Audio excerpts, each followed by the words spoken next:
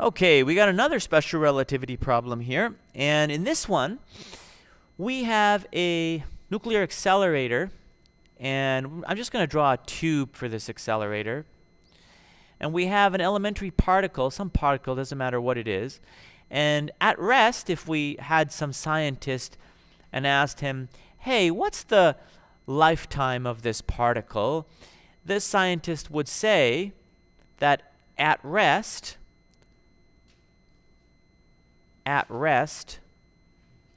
the lifetime of the particle is something. Let's call it capital T. Doesn't matter what it is.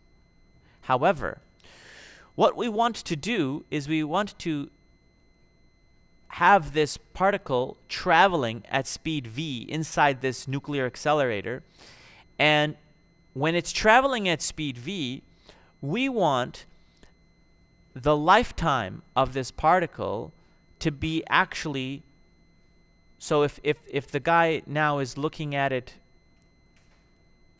here, he's looking at it in here, he now says that the lifetime of the particle is equal to 2 times t.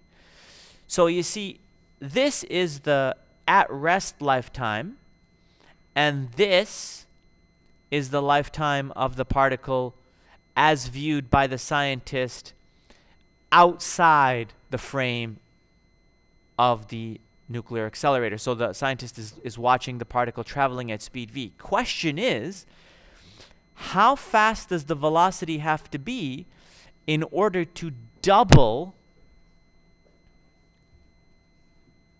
the rest time? Okay, that's the question. Well, if we take the equation for relativistic time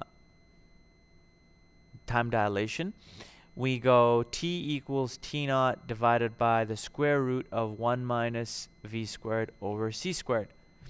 Now, what we're going to try and solve for, of course, is v. Okay? And, well, the way we're going to do this is, let's take this whole term and put it in the numerator here, and let's take this and put it in the denominator.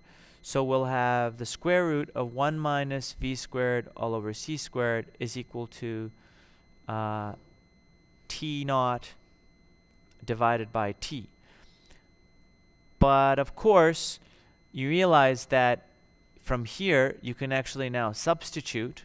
You could do it before, but it's fine. T is equal to this, right? So let's replace that. So we could say, all right, that's t naught divided by 2 times t naught. We can cancel out the t naughts, and we get 1/2. Now, if we now take the square root of this side and this side, we're going to get 1 minus v squared all over c squared is equal to 1/4.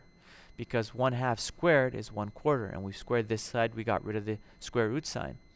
Now, we can simply take this term, take it to the right, and take this term and take it to the left, and we're going to get 1 minus 1/4 is equal to v squared all over c squared. And this becomes positive, and of course this becomes negative. And 1 minus 1/4 is simply 3/4. And now take this c squared, multiply both sides, and you have this. Now take the square root of both sides, and you're left with the square root of 3 times c divided by 2 equals v. And that's our final answer, root 3c by 2.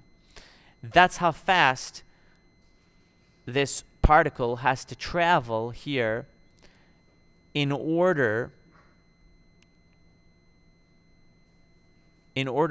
that such that its lifetime double. There you go. That's the end of the problem. Hope you enjoyed it. See you next time.